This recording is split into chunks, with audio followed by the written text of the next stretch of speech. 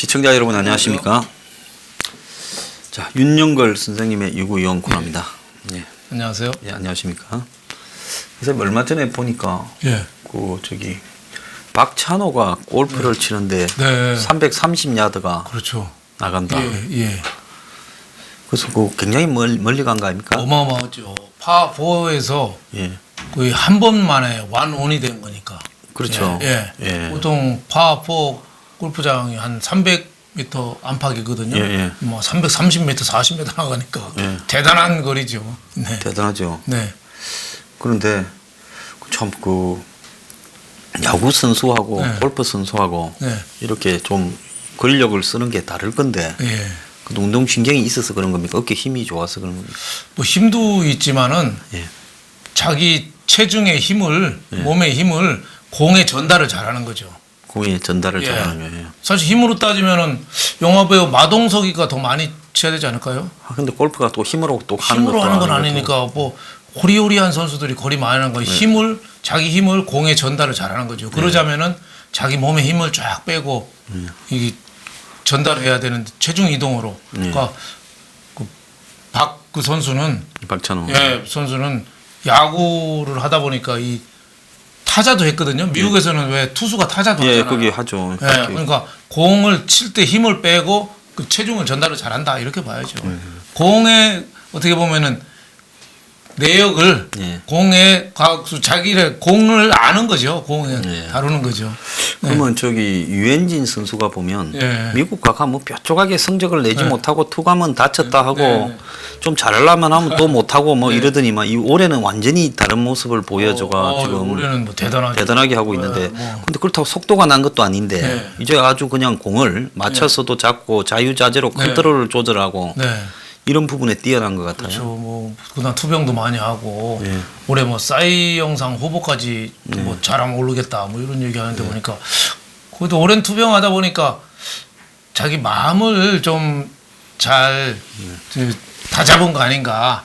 마음을 처음에는 이제 미국 가서는 너무 잘하려고 하다 보니까 몸에 힘도 들어가고 좀 뭐 술도 가까이 하고 담배도 하고 하다 보니까 몸이 좀 빨리 망가졌다면 몇 년 아프고 하다 보니까 자기 마음을 좀 비운 거 아닌가.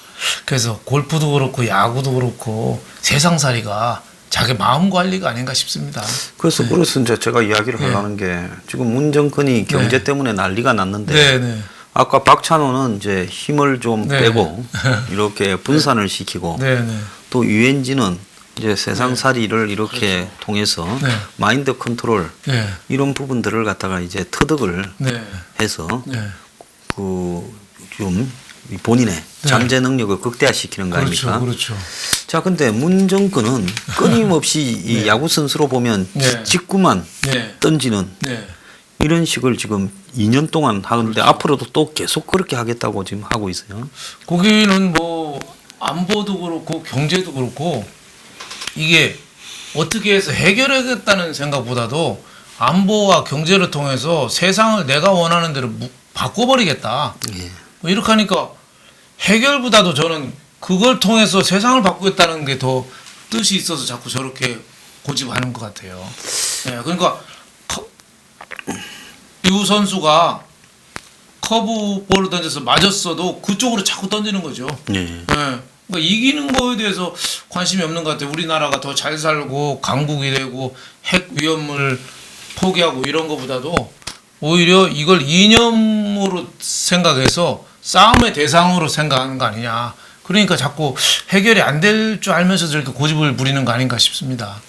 그래서 이제 그런 거를 보면 이게 이제 좀 초반에 이렇게 좀 의외의 승리를 많이 거둔 사람들이 이제 그 뒤에 보면 내가 하는 이런 모든 일은 다 승리가 될 거라고 이제 착각을 하면서 이제 이 특정 인물을 신성화하기 시작하고 그 계보들은 그러면서 이제 올마이티 전지전능화 단계로 가고 그러다가 이제는 아무도 아니다라고 말도 못하고 그러면서 이제 마지막에는 몰락하고 이게 이제 히틀러가 보면 초반에 체코 합병하고 뭐 이 벨기에 뭐 네덜란드 프랑스 침공하고 덴마크 침공하고 뭐 그다음에 폴란드 뭐 우크라이나 밀고 뭐 이까지는 그냥 다 됐지 않습니까? 네, 네.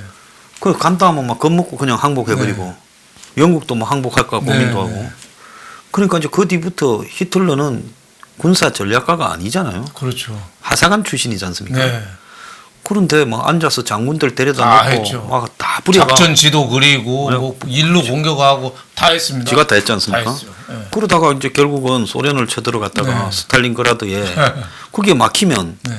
그냥 둘러가도 되잖아요. 그렇죠. 딴 데로 이건 너가 먹어라. 이건 필요 없다 안 한다고. 그렇죠.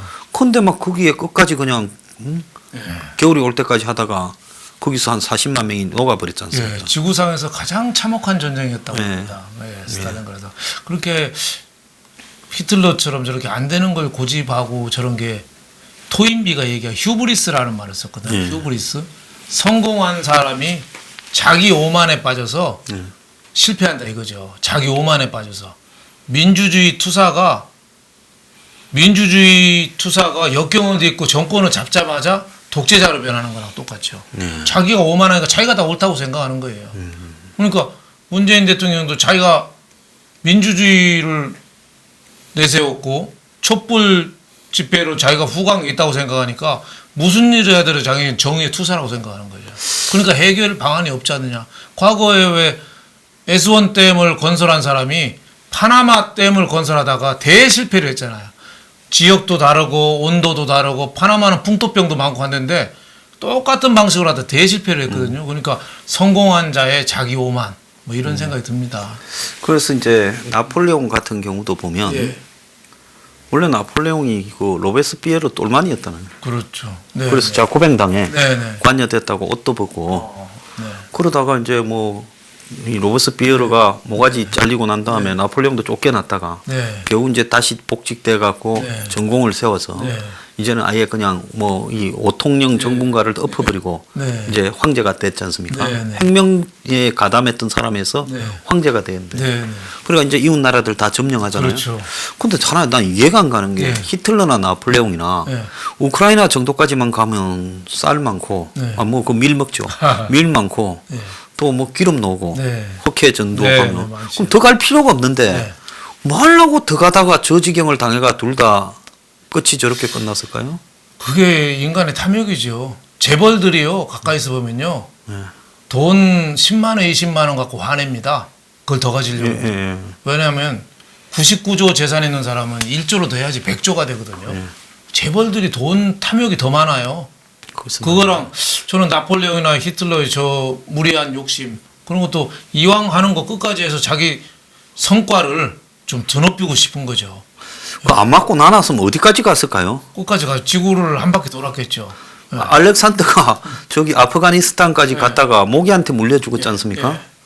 그때만 해도 그때는 알렉산더 때는 또 완전히 그 뭐 기원전이잖아요. 기원전이죠. 네. 기원전이니까 뭐 그 뒤에 히틀러나 뭐 저기 나폴레옹이 뭐 소련이나 러시아까지 간 거에 비견 그것보다 더한 거죠. 근데 기원전에 그 가만히 나눴으면 알렉산더는 한국까지 왔을까요? 뭐 그래서 일본까지도 갔을 수가 있죠. 그 시절에는 뭐 기원전이니까 하지만은 우리가 산에 갈 때도 꼭 정상에 가고 싶어하는 거랑 똑같은 그런 심리가 있는 것 같습니다. 그래서 몽고가 또 유럽에 침공했을 때 한때 네. 뭐 헝가리까지 가고 뭐 안 했습니까? 그렇죠. 그래서 저 사람들도 나눴으면 어디까지 가려고 저랬을까? 뭐 우리나라 고려를 예. 앞에 세워가지고 일본까지 갔지 않습니까? 일본까지 가다가 이제 뭐 이제 태풍이 바람에 가미카제. 예, 가미카제 때문에 이제 전단이 났습니다. 사람의 욕심이 이렇게 끝이 없는 것 같습니다. 그래서 문재인은 네. 저 진짜 어디까지 가고 싶어서 저렇게 경제 정책을 오늘 특히 뭐 경제 네. 정책을 중심으로 이야기할 건데 네. 저렇게 밀어붙이는 걸까요? 그러니까 경제가 한자 말 그대로 나라를 잘 꾸려가서 국민들을 잘 사는 게 아니라 경세 경제인데, 제국, 예. 그렇죠. 경세 제국인데 그게 이념으로 생각하는 거죠. 이념으로. 이념으로. 네. 그러니까 소득주도 성장이 말 안 되는 거 아마 문재인 대통령도 잘 알 거예요. 예. 청와대 참모들이 그거 모를 리가 없어요. 예. 예, 우리 같이 개방 경제에서 임금을 억지로 끌어올려 가지고 경제 성장을 높인다 말도 안 되는 거 알 텐데 소득주 성장이 이념인데요. 예. 자기 지지층을 끌어가기 위한 이념으로 생각하면은 저는 이해가 어느 정도 된다고 봅니다. 그러면 이제 그 지지층이라는 게 뭐 소득 주도 성장이라고 보면 소득이 낮은 층을 높여주겠다는 네. 거니까 서민들이 지지층이라는 거 아닙니까? 그렇죠.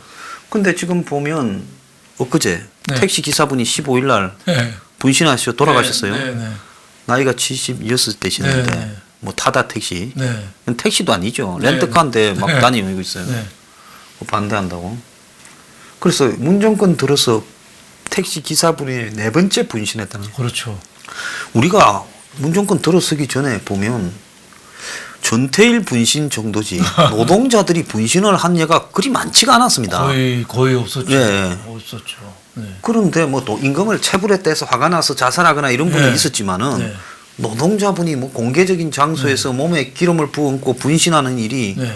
그 분신 자살이 굉장히 고통스럽지 않습니까? 아유, 가장 뭐 예. 처참하게 어떻게 보면은 예. 그 쉽게 그 세상 사망도 잘 안 하잖아요. 예. 예? 그리고 생명을 구해도 예. 그렇게 힘들답니다. 예. 예? 피부가 화상을 입은 거는 계속 수술을 계속 해줘야 된대요. 예. 그래서 그렇게 고통스러워한다는데 이거를 한다는 거 보면은 안타까운데 이것도 어떻게 보면은 가장 서민을 위한다면서 가장 서민한테 지금 고통스러운 경제 정책을 끌고 가니까 그렇죠. 그래서 이게 보면 네. 유럽 같이 막 발달된 나라에도요. 네. 계속 대대로 내려오는 서민의 영역은 네. 손을 안 대고 네. 그냥 그는 보수 진보 정권 할 네. 것 없이 놔두거든요. 네. 여기서 베니스에 가면 뱃사공 네. 지금 모타포트 다니는데 그 뱃사공이 그걸 노를 저어가 다니거나 네. 슬로베니아 가면 그 밑에 뭐 섬 하나 있고 가운데 네. 또 네. 거기도 보면 뱃사공. 네. 그래서 가끔 가다가 배가 뒤집어져가 한국 관광객도 빠져 죽고 해도 아직도 뱃사공을 하거든요. 네. 네. 그 다음에 또 뭐 유럽의 이런 또 오래된 도시들 보면 네. 그 자영업자들 네. 임대료 못 올리게 철저하게 규제하면서 그다음 그렇죠. 두거든요. 네.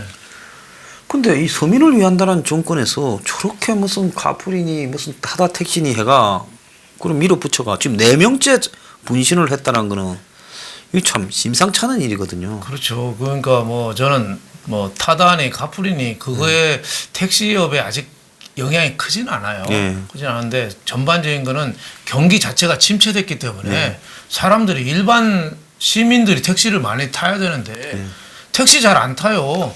그렇죠. 뭐 요즘 뭐 웬만하면 다들 돈이 버스 타고 없으니까. 다니고 지하철 타고 네. 그냥 걸어 다녀 보이지. 저도 택시 옛날에는 거의 매일 탔는데요. 요새 한 달에 한 2-3번도 잘 안 타요. 저도 뭐 택시 타본 적이 네. 별로 오래된 것 같습니다. 그러니까 이 경기가 자꾸 나빠지니까 그 택시 기사들이 더 갈수록 힘든 거죠. 예. 이번에 그 4월달에 정부에서 취업률이 좋아졌다고 또 대통령은 자랑했습니다만 4월달 취업자가 17만 명 늘었는데 실업자가 124만으로 사상 최대거든요. 예, 19년 만에 최대거든요.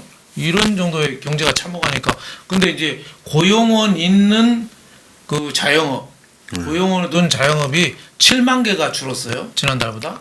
7만 개가 줄었다는 거는 자영업자들이 대출을 많이 받잖아요. 예. 한 7조 정도가 부실 대출이 된다고도 볼 수 있는 겁니다. 지금 그 뭐 사람들이 돈을 못 갚으니까. 말씀하셨으니까인데 지방의 그 저축은행들이 네. 지금 뭐 완전히 그냥 네. 부실 대출 네. 연체가 막 7% 8% 네. 넘어가고 있다.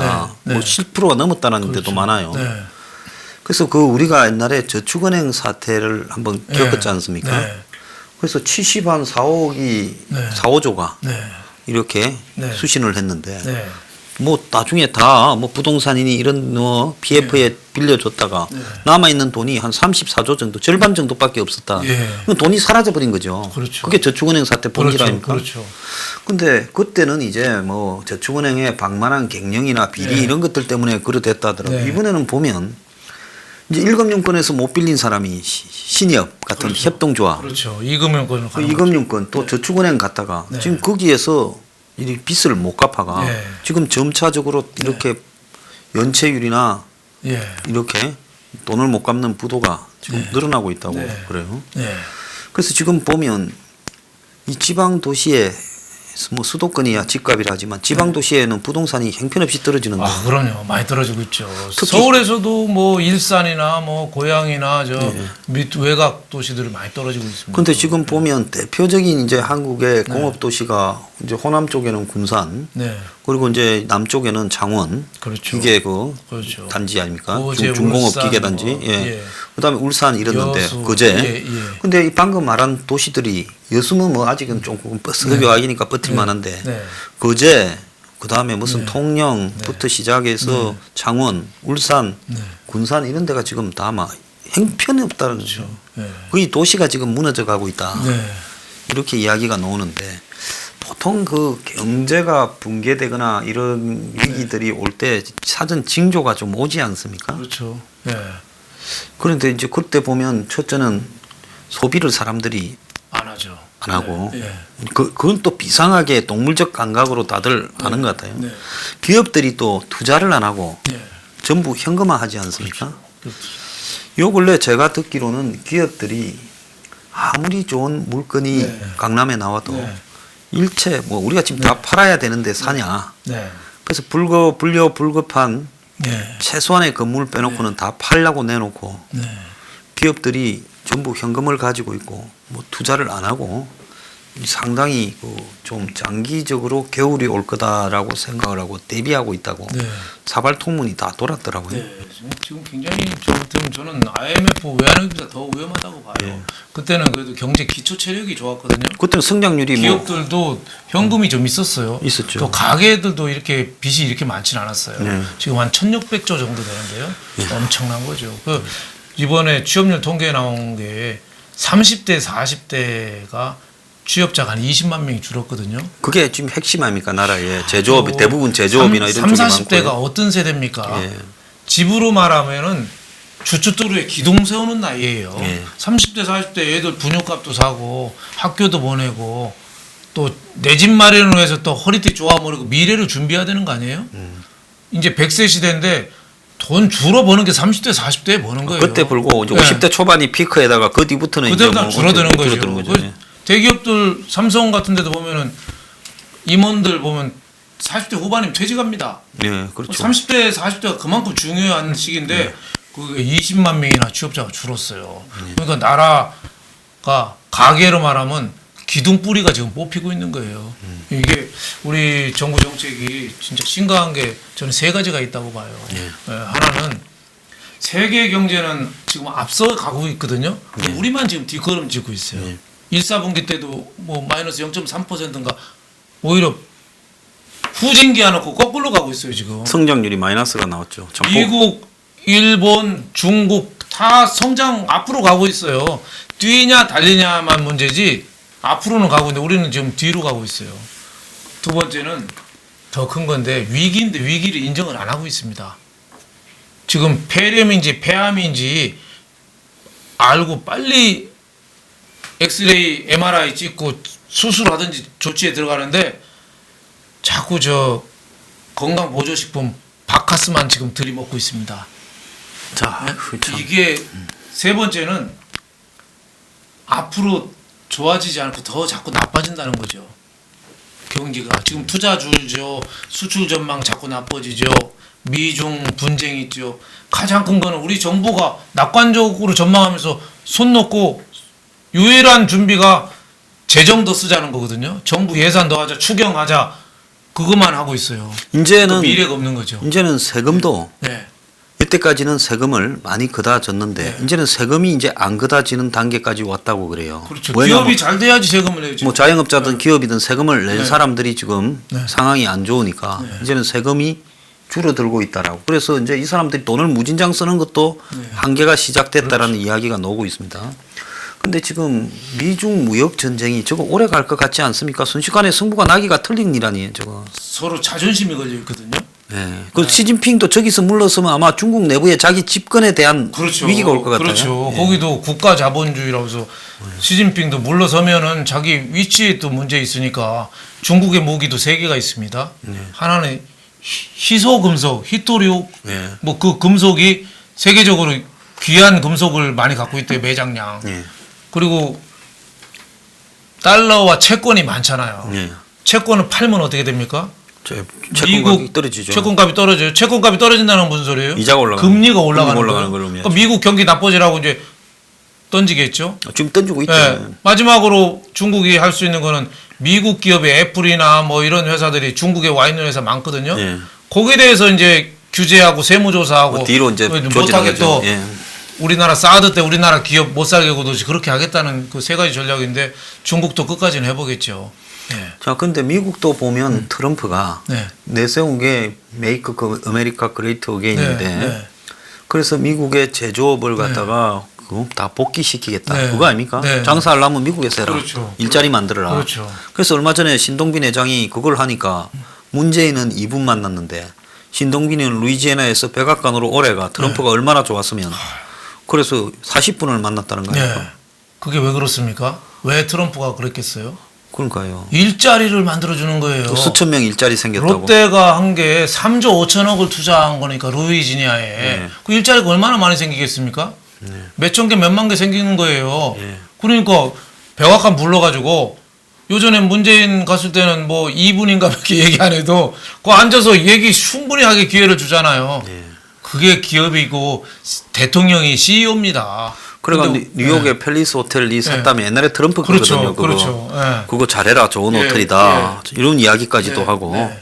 그 다음 날인가 트럼프가 루이지애나에 갔더만은 루이지애나 지사가 양말에 트럼프 그 네. 모양을 이렇게 새겨 갖고 네. 이렇게 보여주는 장면까지 나오지 않았습니까? 네. 그래서 이제 미국에 저렇게 길을 쓰고 트럼프가 지금 일자리 이야기를 하고 중국에서 네. 들어오는 싼 네. 제조품에 대해서 관세를 때린다는 것도 결국은 트럼프가 자기 선거가 되려면 자기는 인정사정 보지 않고 이거 가야 된다는 거 아니겠습니까? 그렇죠. 럼 미국하고 지금 트럼프하고 시진핑이 물러설 자리가 없으니 네. 저기 오래 가지 않겠어요? 오래 간다고 봐야죠. 자, 그런데 지금 이란도 지금 네. 이 심각한 게 지금 미국이 사우디하고 이렇게 이스라엘 편에 서서 좀 이란을 조지는 거 아니겠습니까? 네. 저는 할 필요가 없는 싸움을 한 거 아닙니까? 네. 막 보기 싫지만은 그냥 그래 너가 핵 협정을 오바마 때 맺었으니까 지키는지 한번 보자고 내버려 둘 수도 있는데 네. 시비를 걸어가 패를 깼지 않습니까? 그렇죠. 그러면서 저걸 갖다가 또 하는데 저것도 또 보면 이란이 해교 혁명 국가라고 원리주의자의 지금 네. 이라크, 시리아, 네. 레바논까지도 자기들 영역으로 넣고 있는데 네. 저것도 또 이란이 여기서 깨갱하고 미국이 항복하면 저게 이란이라는 나라가 네. 뭐 해교 원리주의라는 게 원래 제정신이 아닌 게 원리주의 아닙니까? 뭐 간단하지가 않죠. 예, 그러니까 항복하면 그때부터는 영이 안 쓰니까 네. 저것도 또 끝까지 갈 것 같아요. 종교적인 네. 광신하고도 연관돼가. 네. 그래서 저기에서 만약에 조금이라도 전쟁이 나거나 트러블이 생기면 네. 이제 우발적으로 생길 수 있지 않습니까? 그렇죠. 시비를 걸다가 그렇죠. 배를 하나 때리면 과거 또, 뭐 예. 이라크 전쟁도 그랬잖아요. 예. 부시 있을 때 예. 어떻게 보면 어거지로 전쟁을 일으킨 측면도 예, 있거든요. 있죠. 예, 그때 국민들한테 그 샤다트인가요? 그 후세인의 그 뭐 화학 무기가 있느니 대량 살상 무기 대량 살상 WMD가 무기가 있다고 저 어떻게 보면 없었죠. 국민들을 호도하면서 전쟁을 사실 일으켰거든요. 지금도 얼마든지 이란하고도 그런 일이 다시 나타날 가능성이 많죠. 그러면 지금 거기 이란이 그 호르무즈 해협을 네. 이렇게 국경으로 두고 있지 않습니까? 네. 그러면 거기로 지금 석유가 다 나오잖아요. 그렇죠. 중동 석유 한 7, 80%가 거기로 나올 건데 그럼 거기서 이제 전쟁이 벌어지면 그 해협이 통과가 안 될 거 아닙니까? 네. 뭐 배가 지나가면 뭐 그냥 피격을 할 거 아니에요. 네. 그럼 뭐 석유가 세계적으로 뭐 난리가 나지 않겠습니까? 난리가 나겠죠. 3차 오일 서코가 올 가능성이 예, 또 있어요. 미국이 그렇게 하는 건 또 셰일가스에 대한 자신감. 예. 많으니까. 예, 우리는 에너지 작업할 수 있어. 그러니까 한 3배 뛰면 그렇죠. 미국은 예, 세일가스가 한 100불 넘어가면 얼마나 좋겠습니까? 그렇죠. 그죠? 그러니까 말씀하신 대로 이란, 미국, 중국 무역 전쟁 세계 파고가 삼각 파도처럼 쓰나미가처럼 몰려오는데 우리는 기업의 적대적인 정책, 소득주도 성장, 또 친노조 뭐 이러다 보니까 기업들이 디아스포라 유대인이 왜 외국으로 나간 거. 외국 나와서 이상가족 된 것처럼 디아스포라가 지금 벌어지고 있어요. 지난해 해외로 나간 게 19조나 됩니다. 예, 그래가 최근에 몇 년간 보니까 뭐 96조가 나갔다고. 네. 그러니까 이게 우리 경제가 지금 버틸 힘이 없는 거죠. 자, 그런데 이게 미중 무역 전쟁은 결국은 이 중국이 미국으로 수출하는 물건 중에 네. 뭐 장난감이나 이런 거 말고 네. 조금은 뭐 이 디지털화돼 있거나 네. 이렇게 단계가 있는 거는 네. 이 뭡니까 중간재 네. 소재를 다 우리가 예. 일본이 주로 그렇죠. 제공하는데 일본은 최근에 좀 다각화를 하는데 네. 한국은 중국한테 지금 꼼짝 못하고 꼼짝 못하고 있죠. 제일 피해자가 우리가 될 가능성이 많습니다. 예, 그렇지 않겠습니까? 예. 물론 우리가 자재를 갖고 중국에서 가공해서 그걸 미국으로 가는 게 예. 많거든요. 예. 그 제일 우리가 피해를 볼 가능성이 많죠. 미중 무역 전쟁이 물론은 뭐 미국 소비자들도 관세가 오르면 피해를 봐요. 예. 소비자 가격이 오르니까 물가도 앙성 요인이 있고 언젠가는 뭐 어느 정도 뭐 봉합이 될 수 있긴 합니다만은 그건 또 중국이 성장하는 데 대한 미국이 좌시하지 않겠다 이런 전략도 있거든요.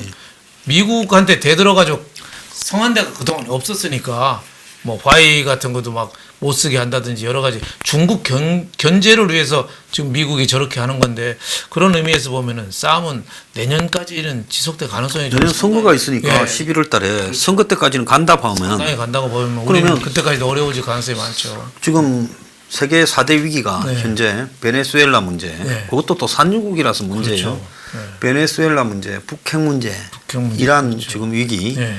그리고 이제 미중 무역 전쟁 이 그렇죠. 네 가지인데 네. 지금 북핵도 또 지금 우리 일이고요. 그렇죠. 그래서 북한도 지금 계속 도발 강도를 높여가지 않겠습니까? 그렇죠. 네. 그러면 지금 제가 만약에 대통령이라면 미국 경제가 안 밖의 환경이 네. 안으로는 거의 경제가 활기가 꺼져서 네. 그냥 경제가 디플레이션이 지금 되고 있다고 하지 않습니까? 네. 네. 이게 경제를 잘 아는 사람은 물가가 올라가는 인플레이션보다 디플레이션이 훨씬 위험하다고 하고 이건 한 빠지면 그렇죠. 빠져나오기가 어렵다고 그렇죠. 한 2, 30년 간다고 네. 걱정들을 많이 하고 있어요. 네. 모든 게 다운되니까. 예. 네. 일본이 보면 제가 여기 일본에 90년대 말이나 2000년대 초에 몇 번 갔는데 네.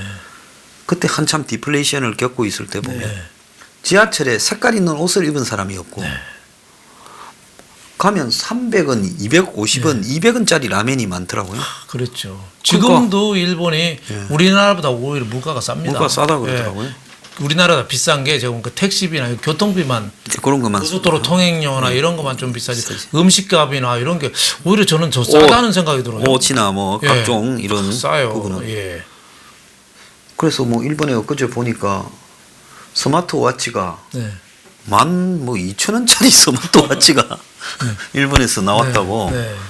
그래서 진짜 일본의 물가가 네. 디플레이션으로 내려간다. 그렇죠. 그래서 일본의 옷값이나 이런 것들은 네. 그래서 일본에서 지금 문을 닫는 가장 첫 산업이 네. 그 명품점하고 백화점이라는 겁니다. 네. 일본의 백화점이 거의 사라지고 거의 있어요. 다 사라졌죠. 예, 미스코신이 오래된 과거는 것들이 다 대단했는데 사라졌다. 다 없어졌죠. 다 없어지고 예, 있더라고요. 예. 그 대신에 무슨 뭐 약이나 뭐 식료품 싸게 파는 예, 그런 샵들. 돈키호테인가요? 예, 뭐 이런 예, 점포들 그런 것들만. 이런 점포들이 굉장히 그 화랑이죠. 그러니까 지금 디플레이션 시대의 네. 대표적인 거 아니겠습니까? 네, 그래서 그렇죠. 지금 한국도 보면 일부 식료품 빼놓고는 완전히 디플레이션 상태에 그렇죠. 예. 접어들고 있는데 네. 정권이 이 디플레이션 시대에 지금 정권이 하는 주 52시간이니 예. 또 최저임금 인상이니 네. 이게 경제가 인플레이션 상태인가 디플레이션 상태인가 환자의 상처를 보고 그렇죠. 처방을 해서 그렇죠. 환자가 혈압이 낮으면 혈압을 높여야 되고 그렇죠. 혈압이 높으면 낮춰야 예. 되는데 그렇죠. 디플레이션이면 뭘 해서라도 경제가 돌아가도록 자꾸 더 만들어야 되지 않습니까? 그렇죠. 그런데 주 52시간 일을 하라면 일을 하지 말라고 디플레이션 상태 때 이야기하는 거 아니에요? 네. 돈을 내가 벌고 싶으면 일주일에 뭐 그냥 살인적인 강제 학대는 있어서는 네. 안 되겠지만 네. 하고 싶은 만큼은 한 10시간쯤을 더 하든지 그래서 내가 돈을 더 벌어가겠다면 그렇죠. 국가가 존중해야 되는 건데 그렇죠. 업종에 따라 상태가 다 다르잖아요. 그렇죠. 예. 이번에 버스 대란도 사실 그거잖아요. 그것 때문에 생긴 거 아닙니까? 버스 업계가 특성이 있는데 거기다 주 52시간을 밀어버리고 아무 대책도 없으니까 결국은 무슨 걸로 해결했습니까? 요금 올린 거. 그다음에 기사 국가가 임금 올린 거. 국가가 준공영제 준공영제에서 세금 때려서 버스 회사 지원해 주는 거. 이 세 가지로 풀었어요. 자 그런데 네. 버스 회사가 지금 평균 64%라는 거예요. 네. 36%가 적자라고 수입이. 네. 버스 회사 수입이라는 게 뭐 버스비 아닙니까? 네, 그렇죠. 버스비가 64%밖에 안 돼서 36%를 정부 지원받는다는데 네. 그러니까 버스 회사는 어떻게 하겠습니까? 온 주변에 친인척 건달들 다 불러가 월급 주고 비용은 막 10원 쓰면 100원으로 올리고 막 이렇게 해가지고 네. 지금 빼먹는 돈이 어마어마하다는 거예요. 대전에 어느 버스 회사는 자기 어머니한테 억대 연봉을 오랫동안 줬다고 하더라고요. 예.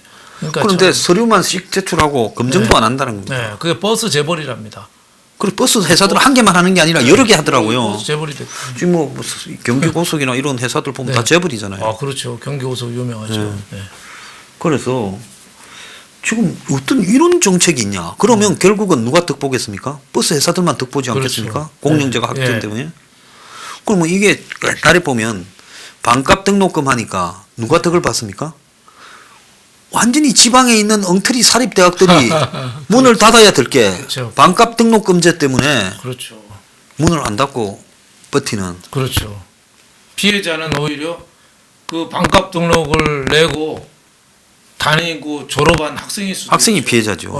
그 사람들이 나중에 취업을 못하니까 네, 거기 나와봤자 차라리 그 대학을 안 갔으면 네, 차라리 낫죠. 고졸이라고. 빨리 취업을 했으면 옛날에 대학 안 가도 상고 공고 나와도 취업은 됐죠. 많이 갔잖아요. 아니 노무현 대통령이 대학 나왔습니까? 김대중 대통령이 대학 나왔어요. 삼성에도 뭐 다 상고 출신들이 얼마나 많아요. 뭐 양양자도 그렇죠. 여상 출신 아닙니까? 네. 너구나 다나 다 반갑으로 가서 그 모여가 돼. 그러니까 우리 문정부가 진짜 문제가 서민을 가장 우회한다면서 결과적으로는 서민의 뒤통수를 계속 치는. 지금 그러면서 또 선거 때가 되면은 여러분을 위해서 내가 이렇게 합니다. 이걸 또 계속 서민들을 위한 정책을 내세우겠죠. 예. 저 이틀 사이 네. 저 시간으로는 만 하루에 우편 집배원이 3분이 돌아가셨어요. 과로로요. 네. 왜 과로로 돌아갔냐? 네. 일을 많이 해가 돈을 더 받을 때는 기분이 좋아서 안 돌아갈 건데 네. 52시간만 하라니까 우편 집배업의 특성이 7시에 가가 그렇죠. 저는 6시 끝나도 한 9시, 10시까지 일을 해야 된다는 거예요. 그렇죠. 그런데 과거에는 그게 돈으로 줬는데 네. 이제 주 52시간을 해버리니까 이 무료 노동이 돼. 그 시간 내에 배달은 다 해야 되고. 네, 다음 분리를 해놔야 그렇죠. 다음 날 배달이 되지. 그렇죠. 분리를 안 해놓으면 다음 날 배달이 안 되지 네, 않습니까? 네. 그러니까 그분들이 돌아가시가 야단이 났다는 예, 거예요. 예. 그래서 택시 기사가 분신하고 이 집배원이 하루 사이에 3명이나 돌아가시고 네. 버스 기사들이 파업을 하고 이 난리가 다 서민들이잖아요. 네. 그리고 지금 자영업이 지금 뭐 요즘 신문에 보면 청담동에 대리석 발라놓은 건물도 빈대로 있고 네. 이대 앞에는 통째로 비어 있는 건물이 있고 이 지금 이 상수동 앞에도 통째로 비어 있는 건물이 한두 개가 아니에요. 그래서 이제 점점 자영업자들이 다 폐업을 하고 오죽하면 엊그제 네. 삼척에 한 그 호텔 네. 바닷가에 경치 좋던데 호텔이 망했어요. 네. 몇 년 됐어요. 그러니까 거기에 유튜브 한다고 네. 영화 곤지암처럼 찍으러 갔다가 자살한 남녀 2명을 발견해가 네. 시급했다지 않습니까? 네. 맞습니다. 자, 그런데 그래서 지금 경제가 꺼져가고 있으면 무리를 해서라도 경제를 갖다가 활성화하는 쪽에 집중을 해야 될 건데 그렇죠. 이 정권이 하는 거를 보면 경제를 갖다가 꺼지게 하는 쪽에 집중하잖아요. 지금 소득주도 성장이 꺼지게 하는 노력이지 않습니까? 그렇죠. 그러니까 심장 박동기를 돌려야 되고 예. 전기 자극을 줘서 심장을 돌게 해야 되는데 지금 자꾸 마취 강도를 더 강하게 하고 있어요. 프로포필인가요? 그거 자꾸 먹이고 있어요. 예. 자, 근데 정말로 이해가 안 가는 거는 그래서 이제 경제가 안 좋다고 하니까 저것들도 좀 신경을 써야 되겠는가 해서 한 2주 전에 네. 화성에 삼성전자 공장에 가갖고 문 대통령이 뭐 이재용 회장 이렇게 등을 두드리고 이재용이가 막 이렇게 재롱을 뜨는 듯이 네. 기뻐했잖아요. 네. 아, 이제 그 괴롭히는 게 끝났나 했는데 어제 또 보면 삼성 서초동 네. 본사 네.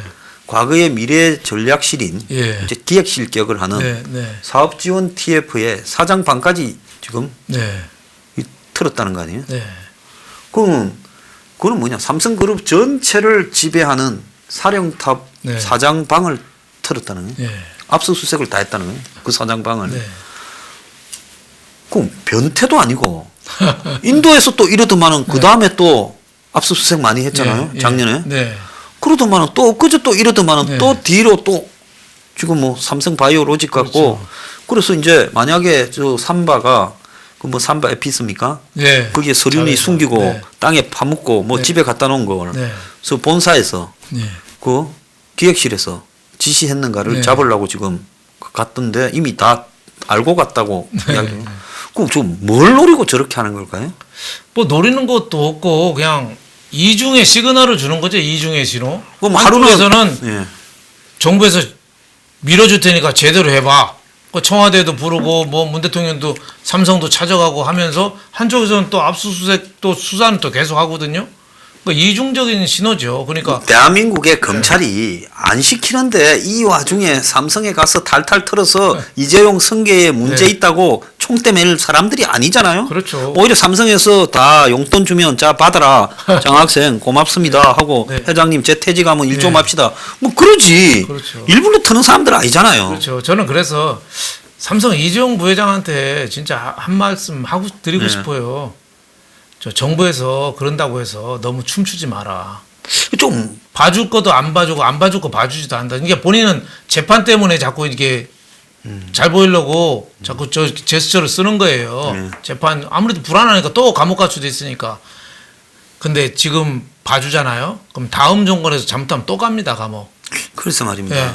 그래서 지금 하려면 해 하고서 당당하게 나갈 필요가 있어요. 그냥 죽자. 삼성이 죽으면 대한민국이 살겠냐고 그래야지. 그래 나 한 번 더 간다. 이런 자세로 당당하게 저는 대할 필요가 있지. 지금 뭐 자꾸 이 손잡고 그 이런 제스처에 너무 노란하잖아요. 그럼 다음 정권에 어느 정권이 오더라도 또 가만 안 놔둡니다. 그래서 좀 당당하게 잘못한 거 있으면 또 처벌 받겠다. 뭐 이런 자세가 필요하지 않느냐. 그리고 지금 문재인 청와대는 근본적으로 경제 회생, 경제 살리기에는 큰 관심이 없습니다. 그래서 노영민이라는 사람이 뭐 징기업이다 했는데 징기업이 아니라 그 살살 다니면서 재벌들 뭐 그 아주 돈도 많대요. 회사도 여러 개 뭐 관련돼 있고. 그 옛날 출판기념회 때 신용카드 조회기 갖다 놓고 그 긁은 사람 아니에요? 코가 단말이라고. 네, 단말. 그러니까 기업체의 요구사항을 지금 하나도 안 듣고 있잖아요. 말하라고 그러고 듣지는 않아요. 수용하는 것도 없잖아요. 경제가 제가 보기에는 살기가 회생하기가 이런 식으로 해가지고는 저는 뭐 거의 불가능하다고 봅니다. 네, 그래서 이제는 무너지가 터질 때까지 돈 풀어가지고 언제까지 한번 버텨보나. 그렇죠. 그리고는 우리 이념대로 갈 대로 가보자. 그렇죠. 지금 경제를 이념으로 생각해가지고 갈 대로 가보자고 하는데 제가 볼 때 세계적으로 이렇게 가가 지금 차베스는 빨리 죽었으니 망정이지 살아서 저 꼴을 지금 베네수엘라 꼬라지를 차베스가 살았으면 저거 보면 뭐라고 느낄까요? 그러니까 차베스도 한때 그래도 베네수엘라가 지상 낙원이라고까지 불렸잖아요. 예, 60년, 70년 때 좋았죠. 말아먹는 데는 며칠 안 걸리거든요. 저희 동네에 아파트 재건축하는데 보니까요. 짓는 데는 오래 걸리는데 부수는 데는 한나절 걸리던데요.